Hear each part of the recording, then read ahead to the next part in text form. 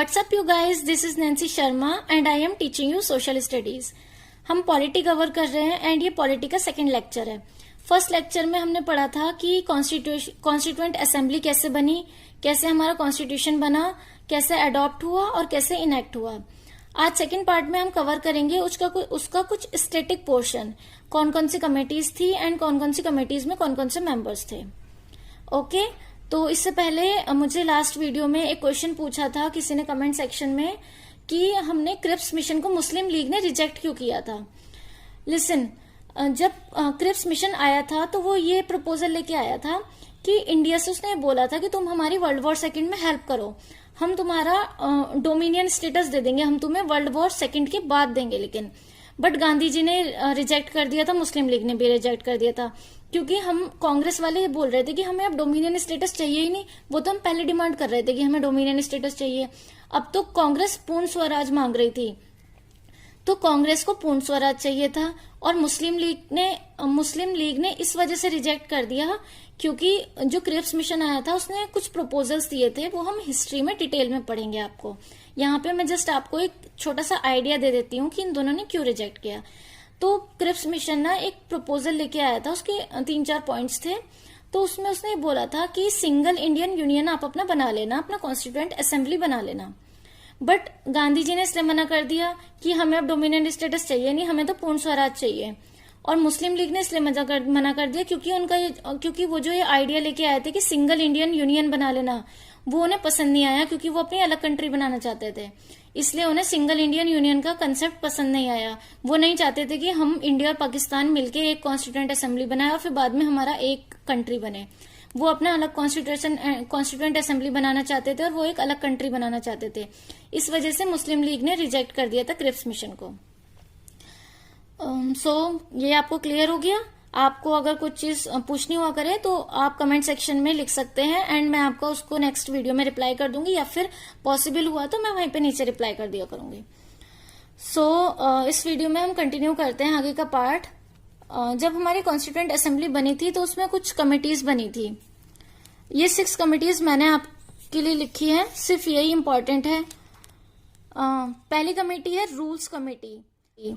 Rules committee बनाई थी जिसके हेड थे राजेंद्र प्रसाद जी, मतलब इनके अंडर में ये कमेटी बनी थी। ड्राफ्टिंग कमेटी सबको पता है, BR अम्बेडकर के अंडर में थी। Union power committee and union constitution committee Jawaharlal Nehru के अंडर में थी। देखो, इसको लर्न करने की ट्रिक है। ड्राफ्टिंग कमेटी तो सबको पता है BR अम्बेडकर में, जिसमें यू आ रहा है, यूनियन पावर कमेटी और यूनियन कॉन्स्टिट्यूशन कमेटी। जिसमें भी यू आ रहा है ना, वो जवाहरलाल नेहरू ने बनाई थी, क्योंकि और किसी कमेटी में यू आ ही नहीं रहा। मतलब ये सिर्फ मैं लर्न करने के लिए बता रही हूँ। वैसे आप 1-2 बार रीड करेंगे तो आपको बहुत इजीली लर्न हो जाएगा। इसमें ऐसा कुछ नहीं है, सिर्फ 6 कमेटीज है। नेक्स्ट थी स्टीयरिंग कमेटी, राजेंद्र प्रसाद जी के अंडर में बनी थी। स्टेट्स कमेटी जवाहरलाल नेहरू के अंडर में बनी थी। ओके, एक बार फिर से रिवाइज कर लेते हैं। रूल्स कमेटी राजेंद्र प्रसाद जी के अंडर में बनी थी। Drafting committee BR Ambedkar. Union power committee, union constitution committee, दोनों कमेटी जवाहरलाल नेहरू के अंडर में, और स्टेट कमेटी भी जवाहरलाल नेहरू के अंडर में। Steering committee Rajendra Prasad.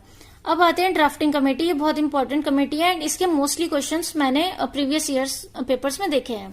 इसमें 7 मेंबर्स होते हैं। वो आपको ये दे सकते हैं कि इनमें से कौन सा मेंबर ड्राफ्टिंग कमेटी का नहीं था।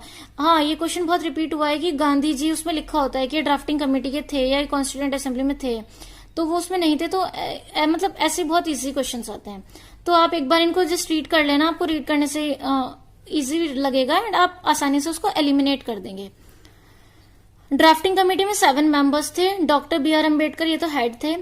N Gopalaswami Ayyangar, Alladi Krishnaswami Ayyar, doctor KM Munshi, Syed Mohammad Saadulla, N Madhava Rao and TT Krishnamachari. Okay, अब कुछ फैक्ट्स हैं, जैसे कि सिंबल जो था हमारी कॉन्स्टिट्यूएंट असेंबली का वो था एलिफेंट। लीगल एडवाइजर, ये शायद मैंने आपको लास्ट क्लास में बताया था, BN राव लीगल एडवाइजर चुने गए थे। Calligrapher of Indian constitution, calligrapher वो होता है जो कॉन्स्टिट्यूशन लिखता है। ओके, मतलब जो कॉन्स्टिट्यूशन को लिख रहा है, जो राइट कर रहा है, वो होता है कैलीग्राफर। तो कैलीग्राफर कौन था हमारे इंडियन कॉन्स्टिट्यूशन का? प्रेम बिहारी नारायण रायजादा। नेक्स्ट आते हैं national anthem and national song. ये दोनों चीजें 24 जनवरी 1950 को अडॉप्ट की गई थी। दोनों चीजें 24 जनवरी 1950 को अडॉप्ट की थी। इसको ऐसे करके याद रख लेना आपकी 26 जनवरी को तो हमारा वो कॉन्स्टिट्यूशन ही आ गया था 1950 में, तो उससे 2 दिन पहले जब हम अपना कॉन्स्टिट्यूशन बना चुके होंगे तब हमें नेशनल सॉन्ग की और नेशनल एंथम की जरूरत पड़ेगी वहां पे गाने के लिए, तो इस वजह से 2 दिन पहले अडॉप्ट कर लिया था। और नेशनल फ्लैग हमारा 22 जुलाई 1947 को ही अडॉप्ट कर लिया गया था। इसको आप ऐसे याद रख सकते हैं कि 1947 में हमारा देश आजाद हुआ था 15 अगस्त को, तो अगस्त से पहले ही देश आजाद होने के बाद हमने झंडा फहराया, तो उसका मतलब हमारा झंडा पहले ही बन चुका था। 22 जुलाई 1947 को हमारा फ्लैग, नेशनल फ्लैग अडॉप्ट किया गया था। ओके, इस क्लास में एंड इस टॉपिक में इतना ही है आपके लिए। नेक्स्ट हम टॉपिक पढ़ेंगे प्रियम्बल। सो गाइस, एक चीज और मैं आपको बोलना चाहती हूँ, जैसे आपकी आज क्लास हो रही है तो आप एटलीस्ट पहले का रिवाइज किया करो, क्योंकि अगर मैं उसमें कुछ चीज रिकॉल करती हूँ या फिर कुछ पूछती हूँ या फिर दोबारा से वो चीज आती है तो आपको ये सोचना नहीं पड़ेगा कि हमने क्या पढ़ा था। तो आप आज की मतलब ये वाली क्लास लेने से पहले आप पहले वाली क्लास रिवाइज किया करिए। Okay, thank you guys. And channel आपको अच्छा लग रहा है एंड मेरा पढ़ाया हुआ समझ आ रहा है तो please like and subscribe IQ boosters.